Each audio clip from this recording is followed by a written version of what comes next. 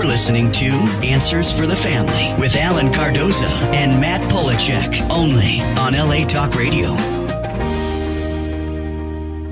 Welcome to another edition of Answers for the Family.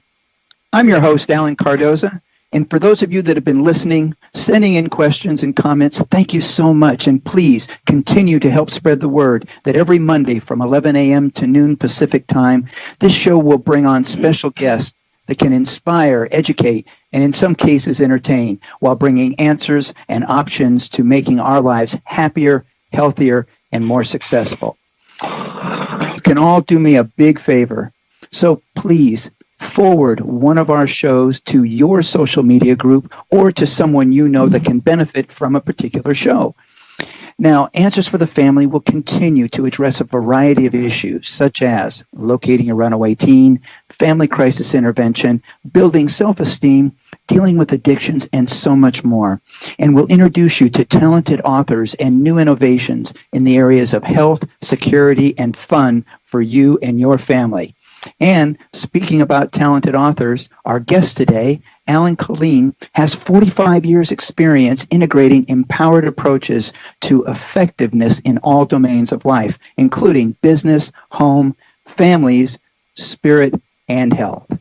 Now, he currently coaches 42 top executives in 22 companies on effective leadership, management, and coaching strategies, and is listed in the top 3% of the world for individual business and life coaches. Now, Al is the author of Sole Proprietorship, 8 Critical Steps to Overcoming Problems in Business and Life, and his latest book, Soul Experience, The Fourth Level of Identity, summarizes his 45 years of research into how spirit, psychology, philosophy, business experience, family experience, and health experience all synthesize into a systematic approach of meaning, power, and inspired purposeful living. Now, Al has 2 sons that are ages 30 and 24 and has been married for 40 years, which in this day and age should be recognized as a valuable level of success all in itself. Al, welcome back to Answers for the Family. Always a pleasure to be with you, Alan, and your audience. You are doing the sort of things with this show that, if we saw more of this in the world, I think would help the world heal in ways it needs to, starting with the family. So bless you for your work, my friend. Well, thank you, and from your lips. So now let's go right into the book. Now, I've had a chance. I know that it's just being released. I've had a chance to go over it electronically, and I'm excited about it. So give our listeners sort of an overview of what the new book is about. Well, the previous book was really focused more toward problem solving and particularly business issues. But this book, I decided, I took several years to write it and decided that I wanted, before my time was up, I'm now, getting up in years, I wanted to have an opportunity to really express from a very transparent and authentic place what I've found to be in my experiences through life, pleasant, unpleasant, good, bad, comfortable, uncomfortable, all those. Really what I found to be some of the rules that have worked for me and for countless people that I've been honored to support in my business and in my practice and in my life and friendships that allow for a measure of success and maybe more importantly, significance and a sense of trust of life, despite the fact that it involves no small degree of suffering and insecurity and doubt along the way. So this is a book that describes how to get there for anybody that is reasonably mentally healthy and ready to sort of make some change in their life when they're in a place where they're stopped by something, or maybe they're confused by something. This is an opportunity for people to find a new relationship with life by finding a new relationship with themselves. And, that was one of the things that I really liked as I was reading it, was that point to where I felt like, if I'm stuck, this seems to be the spot in this book to help get unstuck. So it wasn't as if I felt like I had to read the whole thing and then go back and go, okay, did I get unstuck anywhere? I felt like it sort of had that ability to go, okay, it's telling me right now, these are the steps, and let's go for it. So that's one of the things that I really appreciate about it. And I think another thing is that I've read a lot of books that are focused towards parents being better parents or children being better children. And the feeling I get from yours is it covers both. Was that something you set out intentionally to do? Well, yeah, because I think what I've noticed in my work, I'm in a very unusual occupation where my clients are demographically across the entire spectrum, but I happen to be blessed to have a lot of very successful clients that are surprisingly no happier in some cases than people that aren't particularly successful or have a lot of money. And so I've always pondered why that is, and my conclusion that the book reaches is that there's a lot of information out there on how to be better and what to do to be better, but what I don't find often is they don't get to the who you need to be to really be able to implement those recommendations for how to do something new. So I decided to go deeper, at least in my opinion, as to what the root cause is of our unhappiness and our lack of effectiveness in any domain, and particularly in this sacred area of family with children, because it's really where it all begins in terms of society and life as a whole. Is I think your family is a mirror that really tells you who you are, whether you want them to or not. And I think if we need to therefore go at our root identity and who we are in our own minds, and whether we're going to be the past that we've lived or the future we're capable of as filtered through our values. You know, Al, that really poses just the next question, which is, who do we need to be to really optimize this book as we read it? Well, the premise of the book in brief is that there are 4 levels of identity in life, and that most people only reach level 3 identity. And it's not their fault. They don't know how to go beyond that. I think it's a describable process that I describe in the book.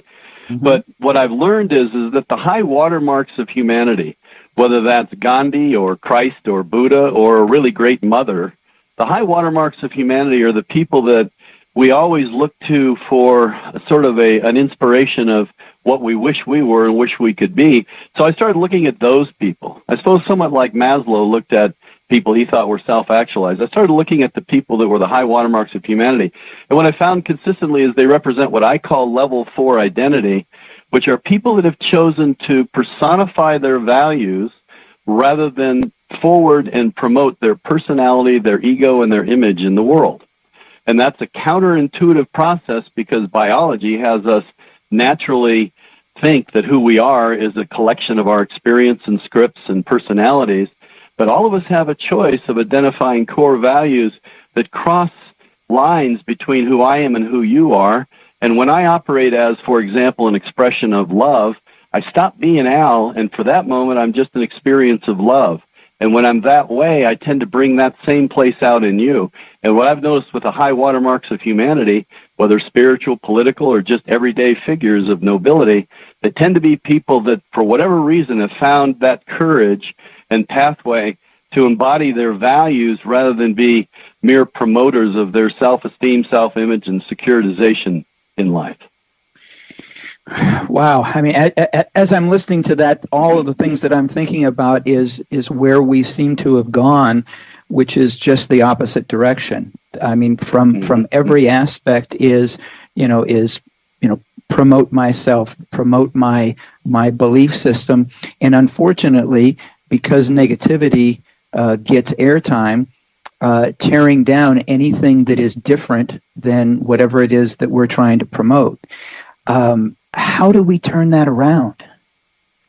Well, it's a beautiful insight you've just made, I think, on behalf of all of us, which is, first of all, why is that the case? Why is what's really promoted in society is our differences? You know, who you like, who you hate in whatever areas. And what is it, basically my opinion is that we go through life looking for others that validate who we already believe ourselves to be. So if I'm an X, whatever you want to call it, I want you to be an X too, and if you aren't, I automatically get leery of you and begin to build a case as to why I need to be separate from you and maybe fight with you or whatever. But this is where I find the power of values, is that when people operate as compassion, as love, as gratitude, as kindness, humility, wisdom, faith, whatever it is, when you design your own personal life vision based upon values that are in your heart, your soul, you now give yourself a new filter. And this is a very personal and very sensitive topic to me because some years ago, one of my children had a very deep, troubling period of his life where I really had to put it all on the table and realize that I, as an ego, I, as Al, was way too inadequate to be able to respond to the situation they were in and have him be able to move forward. I had to go to a deeper place, and the place I had to go to was ultimately, whatever it says about me, whatever it costs me, I have to be a steward of my love right now rather than a promoter of what the rights and wrongs that I believe are true in my personality, ego, and experiences. And when I did that, answers came that ended up not only saving his life, but having him become a profoundly powerful and successful and happy human being in life. And it was this huge aha for me that that's not only my job with him in that situation, it's my job with my beloved wife and with both of my children and with you on this phone and with anybody I meet to the best of my ability. And when I operate out of that space, I lose not only those limitations of my personality script, but I find, ironically, a new relationship with myself where I can discover a sense of self-acceptance that was unavailable when I was operating as merely a self-centered and self-gratifying ego, which most of us do because we don't know we have an option to be anything other than that. Al, that is such a powerful story, and I think so many of us don't even understand when we're in that place. And I think that becomes the biggest problem. I think we look at other people and we can say, oh, well, that person's all about themselves, that person is very egocentric or whatever. And we can be doing what we think is the right thing, and especially with our children, and not realizing that we've made it about us and gotten away from making it about them. Can you share just a little bit more about that? Because I don't want people out there to think that, it's like, oh, well, he was this big conceited guy and then had to realize, no, I think it's, we honestly believe that we're doing the right thing. And so if you can share a couple of steps of maybe what we can see there and how we can step back from it to see that we may have had all the best intentions in the world, but we were still not being love-focused. I think, well, I guess what comes to mind for me as you pose that question is, I think of all of the sacred spiritual figures from all of the religious traditions, and it could be Christ, it could be Gandhi, it could be Mother Teresa, it could be any number of people, and I always remember Gandhi saying, you must be the peace that you want the world to have. And that always sort of struck me as something really interesting, because what I heard in that, and frankly what I hear in a lot of the sayings of Christ and of Buddha and a lot of the holy ones, is this isn't about you even benevolently judging other people and trying to fix them. First, you have to look into your own heart and mind and see where you're really coming from. And if you're coming from a place that is really just subtle validation of what you already believe to be true, or it's someplace larger that is going to be here when you're gone. I'm 65 years old. I'm not going to be here in 30 years, maybe 20, maybe 2. I don't know when it ends, but I know that what matters at this moment is that what I try to be as transparently, authentically, as pure as possible in my intentionality toward you and your listeners, to really encourage them to have the boldness and the courage to embody and personify the love that had them get into a relationship and create a family in the first place. And how often along the way, after 40 years, have I found myself compromising that because I feel like I've kind of got that, I can kind of mail it in and just be who I want to be because they've already accepted I'm husband, I'm father, whatever. But everybody is busy trying to figure their own lives out. And I think one of the big mistakes we make as parents is we think of children as though they are somehow reflections of us, and we begin to play to that rather than thinking of it as a stewardship process where my job in this life is to be someone that helps my children and my wife and you and anybody I ever come across leave whatever experience we have together from a place of power, purpose, passion, and faith and courage with life, despite the fact that I know and you know it contains suffering for all of us. So who are we going to turn into when the bad times come? And what I found as a 65-year-old guy is there's been plenty of times in my life when I've felt like giving up. I was suicidal. I was depressed, whatever. I didn't want to get married in the first place because I wanted to go be a Zen monk. And then wouldn't you know it, I fall in love and asked my wife, you'll get a kick out. I asked my wife, to marry me. And when I proposed, I said 2 conditions. I want to have the right to leave the marriage, to be a Zen monk at any time, true story. And secondly, I never want to have children because I come from the Munsters and I'm afraid I'll turn them into the Munsters. And she agreed to both. And 2 kids later, I asked her, why did you agree to both? I asked her, why did you agree to both? She said, well, because I knew you'd never be a Zen monk, and B, I knew I'd be the one who decided whoever had children. So I guess in the end, we know where the real power lies in the world, my friend. Well, but I also think that I think she maybe have been a little bit more elevated in her thinking at that moment, than you were, and knowing what was going to be in the future, and maybe you just didn't see it yet. She still is. In fact, when we had our first child, I was doing what so many folks do, that they focus on the money, and they focus on trying to securitize their future, because to your earlier point, the nightly news promotes fear. Mm-hmm. And so, we get very busy trying to make sure that the first thing is, let's make sure we're going to, be able to live a life without, having to, starve or whatever. And so I was so focused on that early on, when she had her first child, she came to me and these days it's so tough for families to make enough to be okay that, I felt like we both had to be out in a job. And she came to me and said, I just want you to know I'm going to stay home with our children. And it's the best investment we can make. Now, if I have to go clean houses with them on my back, I will do so. And she did so. So it wasn't like she wasn't willing to do her part.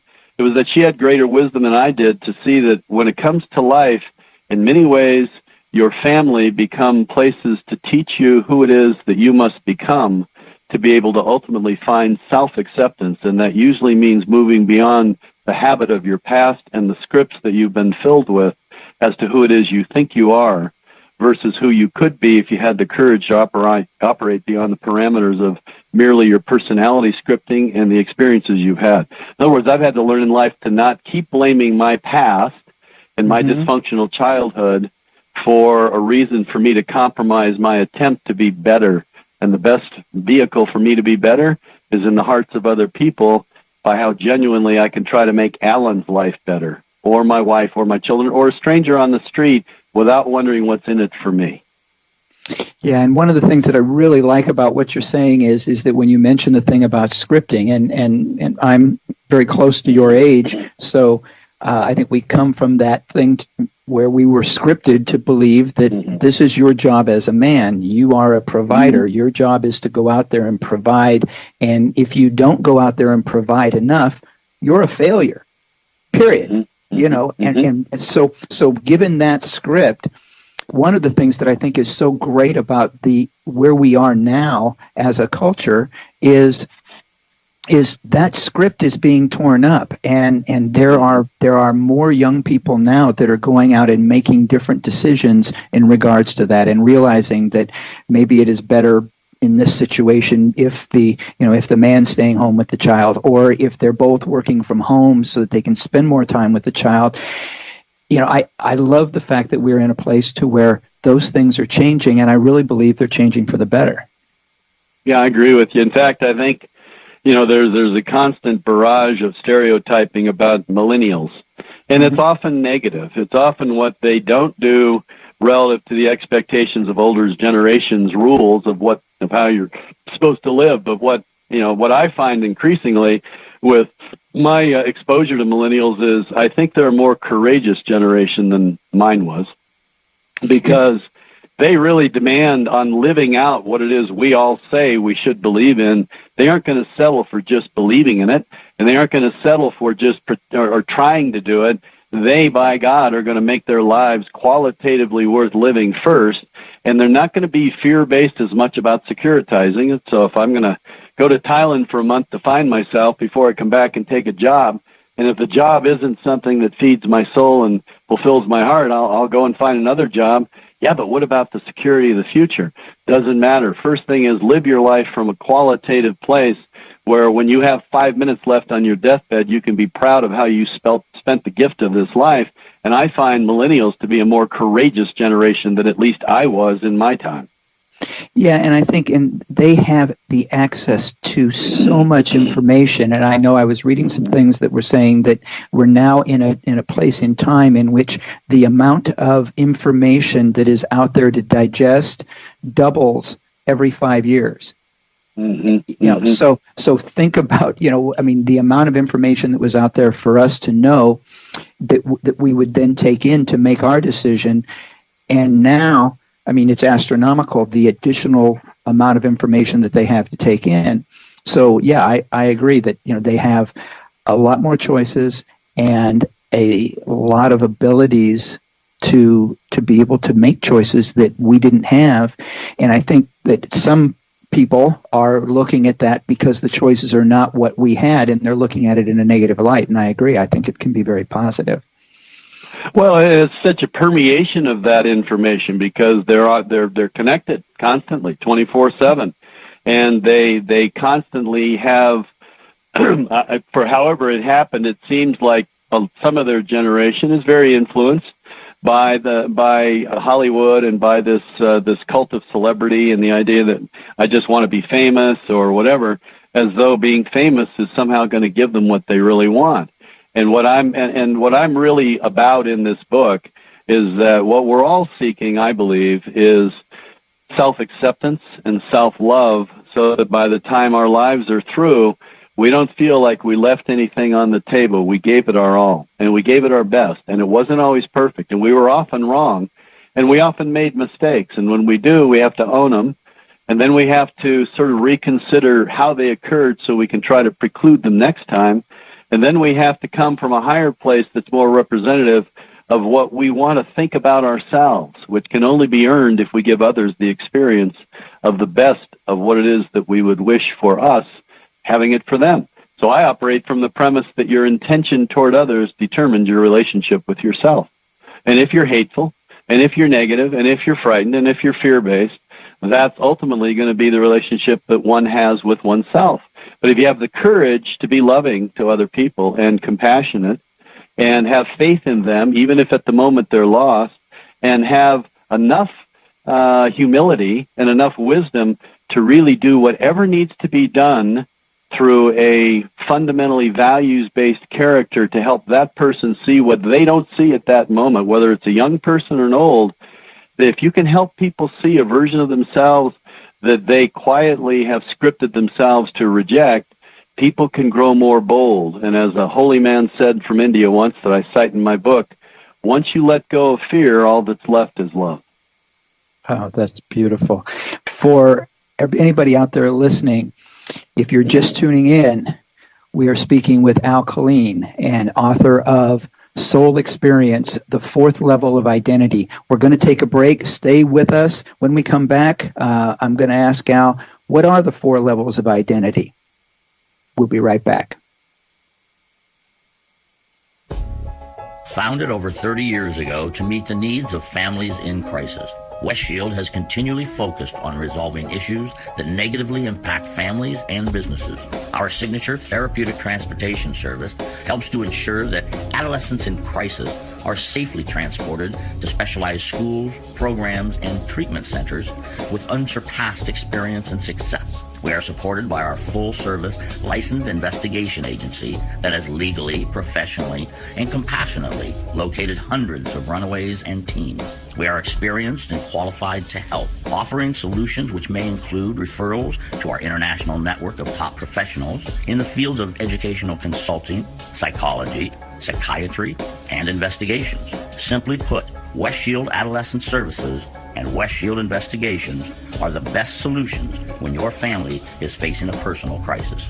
Call 1-800-899-8585. 24 hours a day, 7 days a week. That's 1-800-899-8585. Or visit our website at westshield.com. Thank you. And we're back. You're listening to Answers for the Family. With us is Colleen. We're talking about the 4 levels of identity. And so when we went to break, Al, talk a little bit about the 4 levels of identity. And I know we're going to spend more time on how do we get from level 3 to level 4, but I think there's going to be people out there going, how do I even know what level I am? Well, as most of the tools in the program I provide for people came about, this idea came about on a coaching call with someone, where I found myself exploring this notion, this idea that what if there are 4 levels of identity in life, but most people only get to level 3. And the 4, as I see them, and I've bounced this off of various mental health experts that basically agree with it, at least the ones I've talked to, I see it this way, Alan. So level 1 identity is undifferentiated, disempowered self, and that's from birth to about 3 months. So a newborn infant comes into the world and is undifferentiated because it doesn't know that it's a newborn infant. It's in this new reality that's like being on another planet, a new environment, and it's disempowered because it's a helpless infant. And so it seeks pleasure and wants to avoid pain. And when this infant has pleasure, it sleeps, and when it has pain, it cries. And then typically 3-4 months, they discover hands and feet, and they start rolling over with intentionality. And mom and dad are walking into the nursery, and they're making this noise toward you, Alan, Alan. And it occurs to you that, hey, I must be Alan. And now you're in a world of level 2 identity, which I call compliant ego-based self, where there is Alan and not Alan. And everything outside this body is not Alan. And not Alan can give Alan pleasure or pain. And so little Alan wants to learn how to comply with what the rules of expectations are of others and how to get along in life. And because you're still a young child, you become a compliant ego, and you listen to parents, teachers, cops, cartoons, ministers, Walt Disney, whoever, that describe to you what a good boy and a good girl does and what the consequences are, in hopes that you adopt the scripts and standards necessary to live your life as a compatible being in society. And that's when children are often most enjoyable because they seem to listen to us most, although not always. And then typically level 3 identity, in my opinion, begins at puberty, and it goes from puberty till death for most people unless they awaken level 4.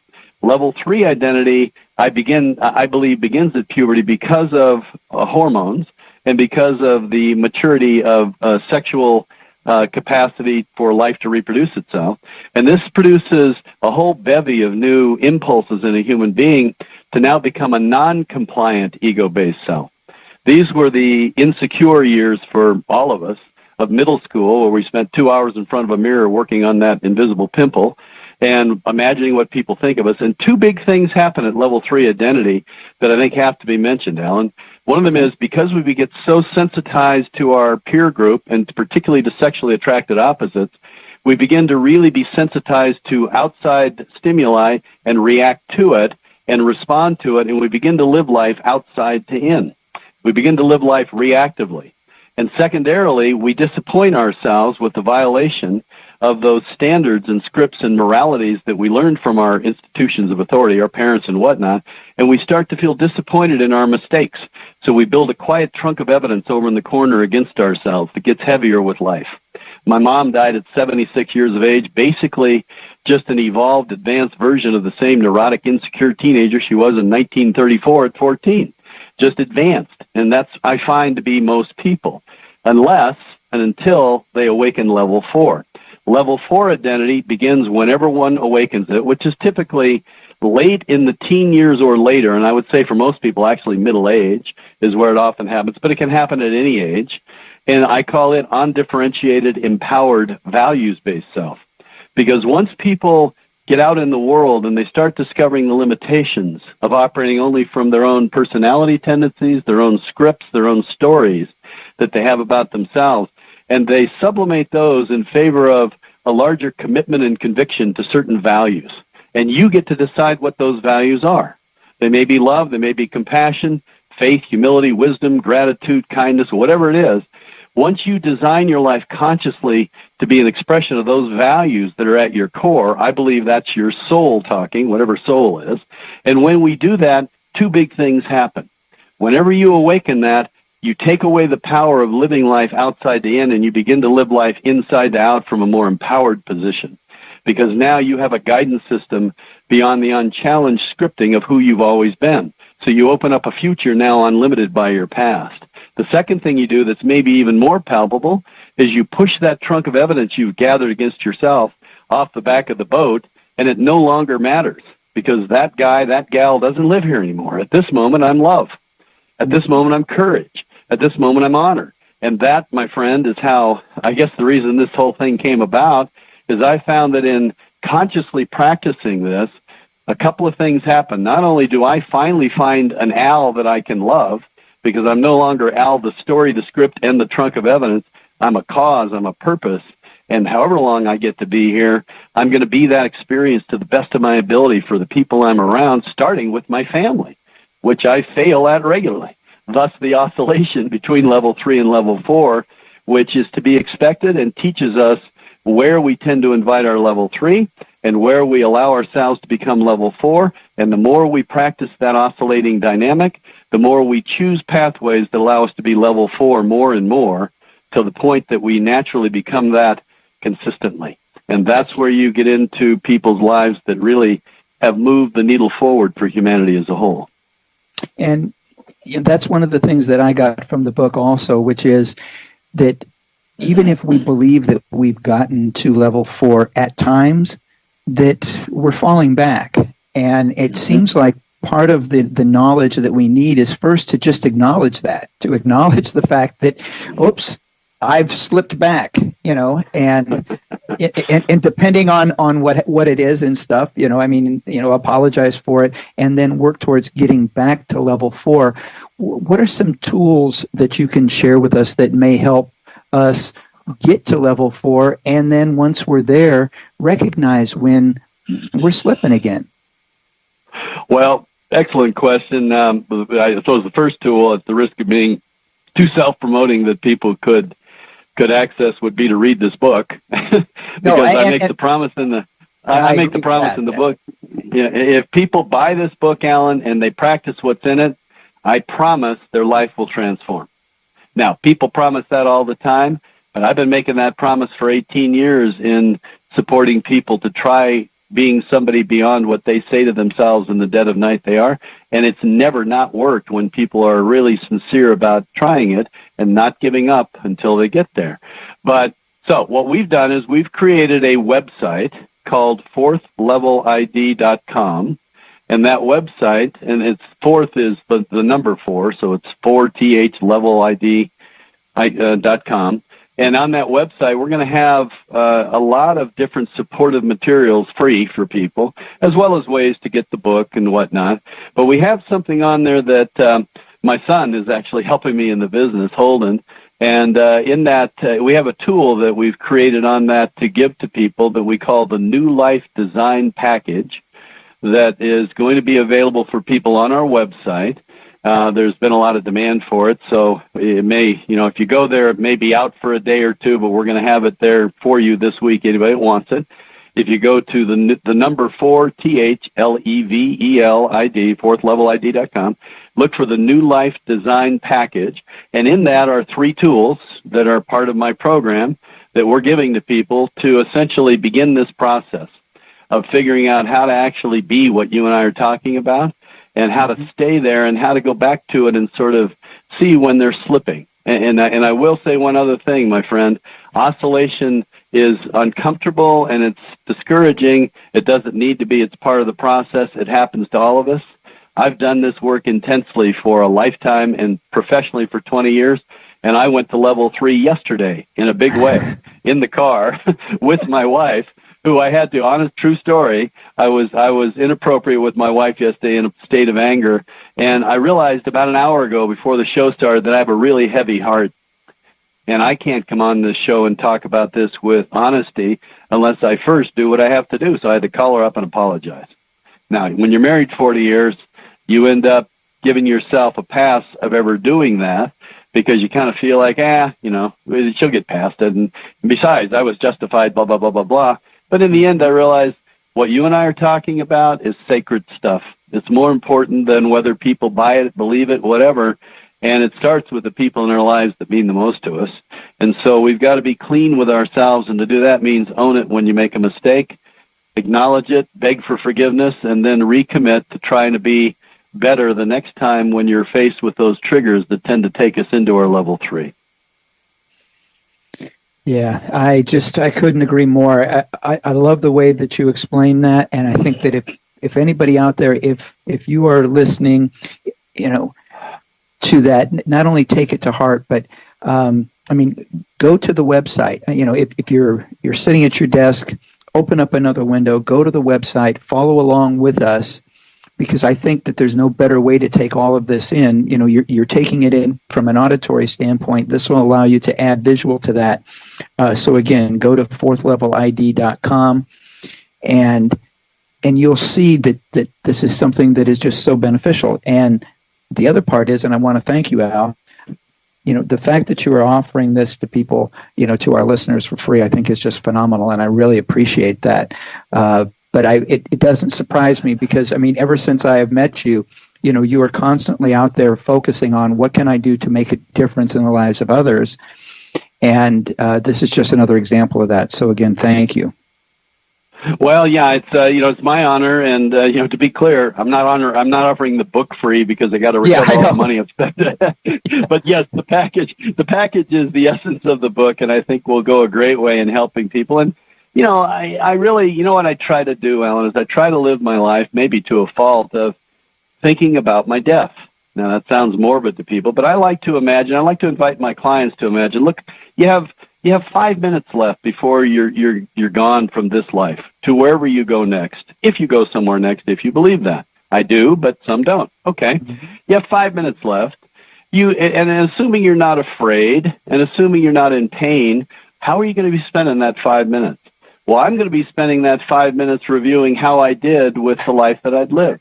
And I deeply suspect that I'm going to find it falling short, and I'm going to be scrambling for excuses as to why it fell short, probably trying to blame my parents or other people.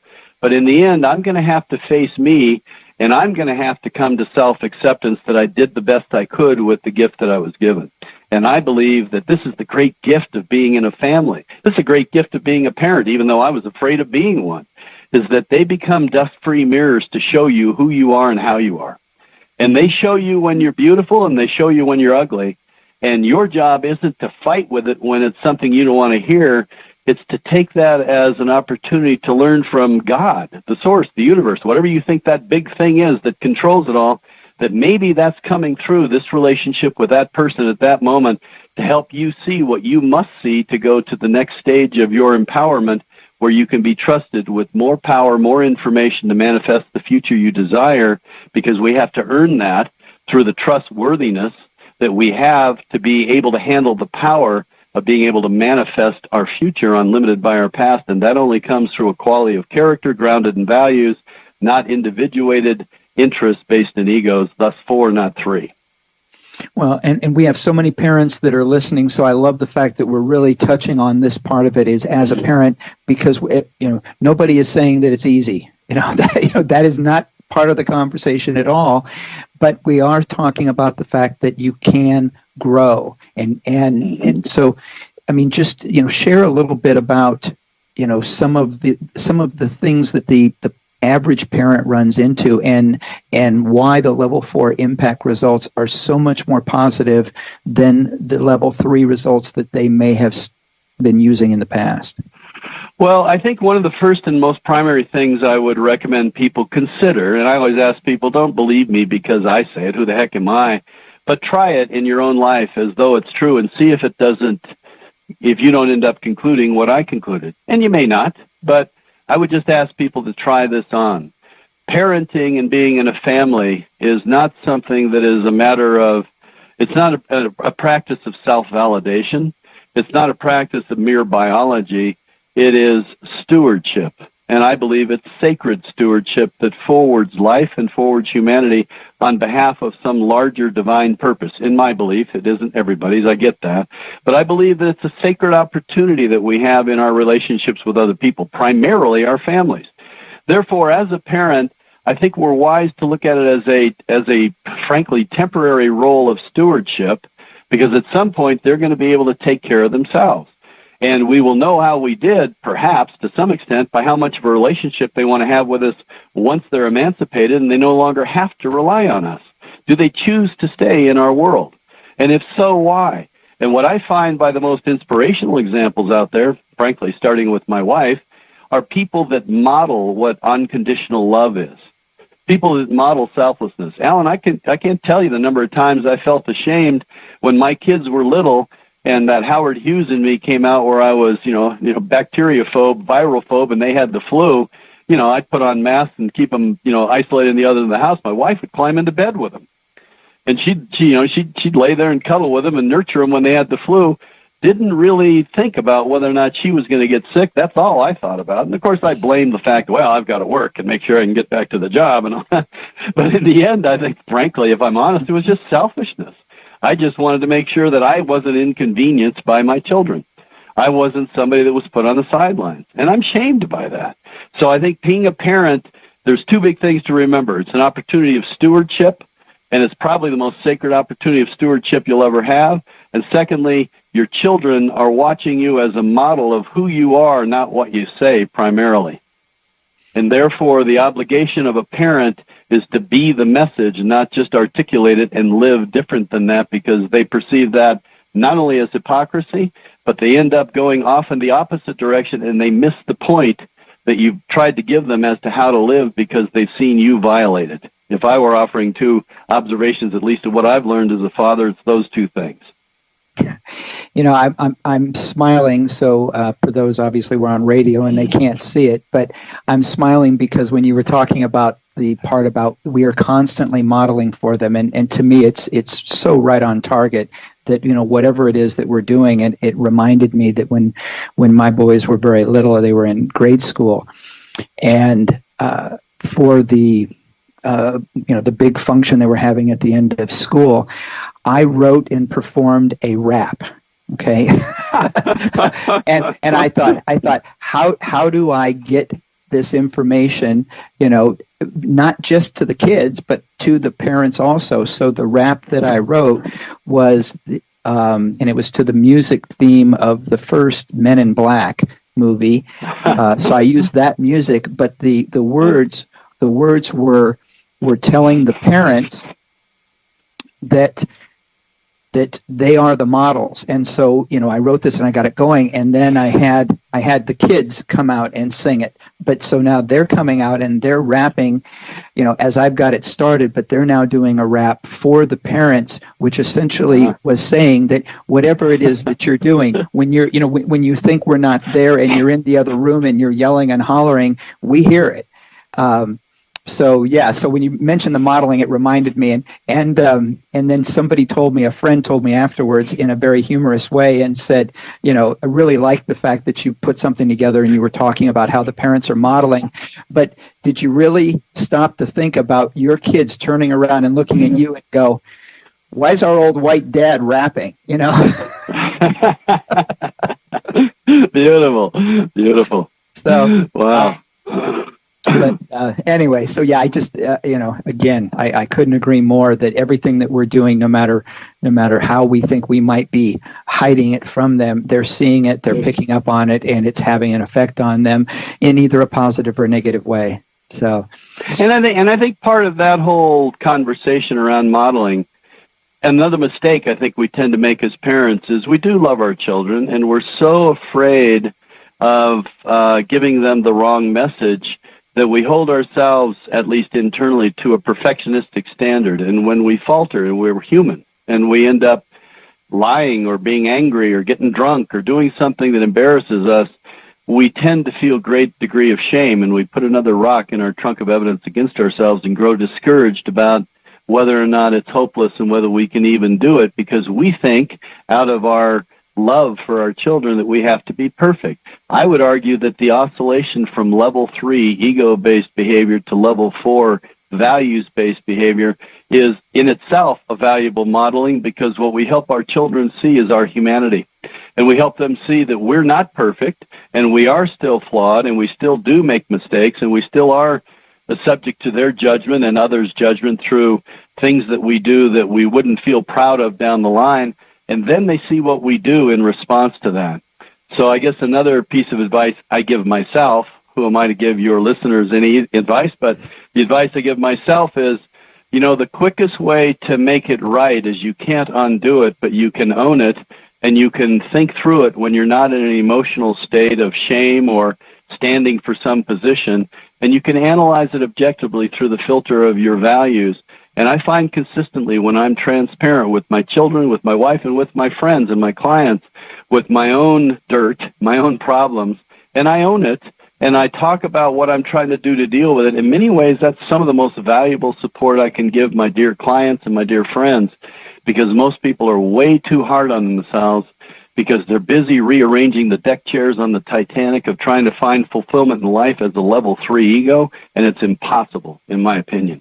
You have to go to a place that takes courage where you move beyond your story of who it is you think you should be in favor of simply having the commitment to being the best version that you can be as an expression of your values, and then trusting the universe, trusting the larger architecture behind it all, that they're going to take from that what they need to. And they'll take what they need to from your partner in life, and they will blend it into a synthesis of their own design that will have them go through the same oscillation, but they will have your model of how to recover when you disappoint yourself.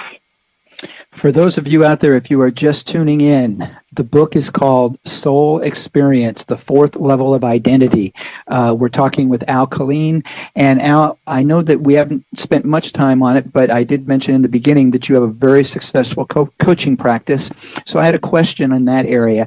And do you find it easier to work with a new, young, upcoming business person, or more of a seasoned executive that may be looking to add some tools to maybe get out of a rut? Well, I don't really find a difference between them. I have, all sorts of clients, and most of them are highly successful and all that. But what I find is the problems are pretty universal. And the biggest thing I think that I provide for people is a safe place to really explore who they are beyond the premise that they're broken and that they're flawed, or the other, that they've already got it all figured out. I well remember, I won't use names, but I well remember extremely successful individual that had, was worth hundreds of millions of dollars in my office recently. And he came in and sat down, we're going to do a program. And I said, well, by any measure, you've won the race. You're never going to miss a meal. You got plenty of house, cars, planes, whatever you got. Let me ask you, are you happy? And he got quiet for a minute, and he said, no, I'm not, and that's why I'm here. And then we went through a process that helped him design a pathway to getting back to what it is he really wants, which is happiness.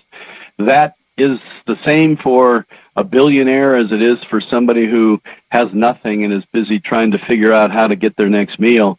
We all face the same universal questions. The issue isn't whether or not some people are more deserving of support than others.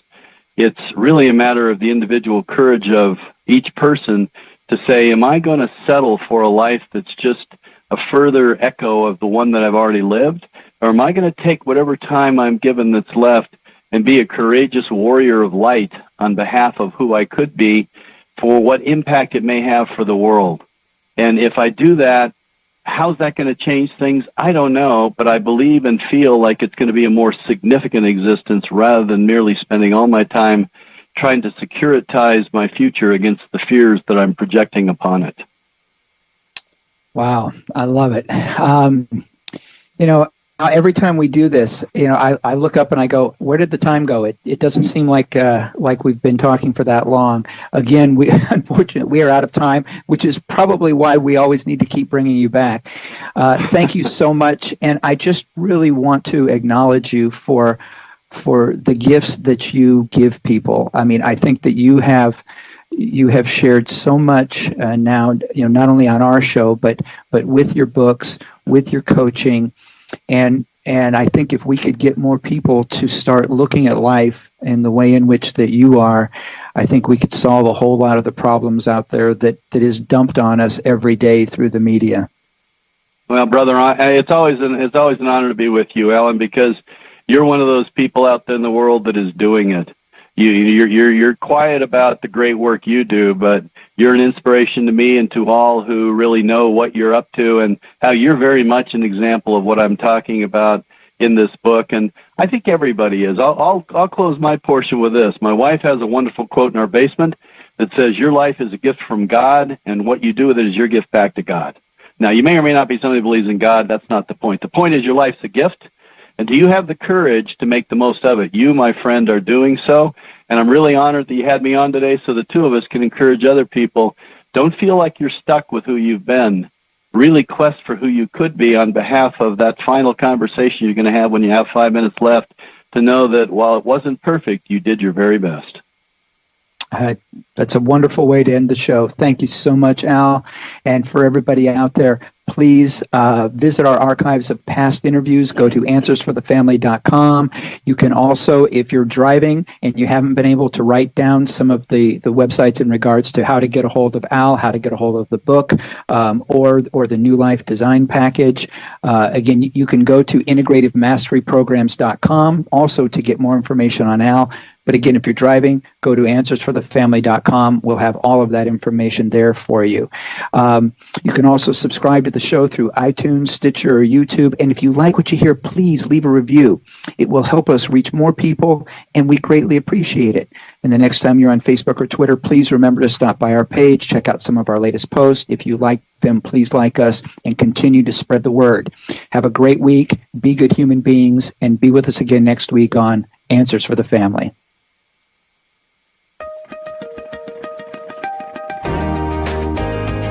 You're listening to Answers for the Family with Alan Cardoza and Matt Polachek, only on LA Talk Radio.